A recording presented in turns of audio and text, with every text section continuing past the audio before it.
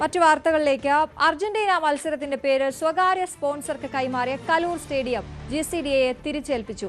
November 30-നകം തീർക്കുമെന്ന് കരാർ ചെയ്ത സ്റ്റേഡിയത്തിലെ നവീകരണ ജോലികളെല്ലാം പാതി വഴിയിലാണ്. ബാക്കിയുള്ള നിർമ്മാണ പ്രവർത്തനങ്ങൾ പൂർത്തിയാക്കാൻ സ്പോൺസർക്ക് വീണ്ടും സമയം നൽകാനാണ് GCDAയുടെ തീരുമാനം. ഈ നവംബർ മാസം 30-ന് ശേഷം ഇത് നമ്മുടെ കയ്യിൽ ഉണ്ടോ എന്ന് ചോദിച്ചാൽ നമ്മുടെ എല്ലാ സ്റ്റേഡിയം അതിലേക്ക് അപ്പുറത്തേക്ക് കൊണ്ടുവരാനായിട്ട് ഉദ്ദേശിച്ചിട്ടില്ല. സ്പോൺസറുടെ ഈ വാക്കുകളൊന്നും പാലിക്കപ്പെട്ടില്ല.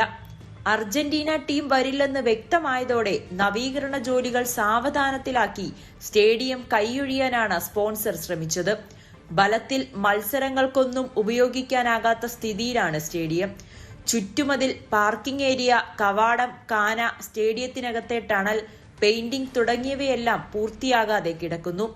സീലിംഗ് ജോലികൾ 70% മാത്രമാണ് പൂർത്തിയായത്. മേൽക്കൂര നവീകരണ ജോലികളും പാതി വഴിയിലാണ്.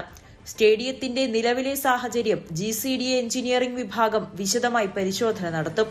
ബാക്കിയുള്ള നിർമ്മാണ പ്രവർത്തനങ്ങളിൽ ചിലത് പൂർത്തിയാക്കാൻ സ്പോൺസർക്ക് വീണ്ടും സമയം നൽകാനാണ് GCDAയുടെ തീരുമാനം.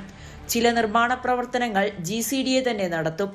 70 കോടി ചിലവിട്ട് ഫിഫ മാനദണ്ഡങ്ങൾ പാലിച്ച് അന്താരാഷ്ട്ര നിലവാരത്തിൽ സ്റ്റേഡിയം പുതുക്കിപ്പണിയുമെന്നായിരുന്നു സ്പോൺസറുടെ വാഗ്ദാനം. എന്നാൽ ഇതുവരെ എത്ര കോടിയാണ് ഈ സ്റ്റേഡിയം പുനർനിർമ്മിക്കാൻ ചിലവായതെന്ന് GCDAയോ സ്പോൺസറോ വ്യക്തമാക്കിയിട്ടുമില്ല. News 18 കൊച്ചി.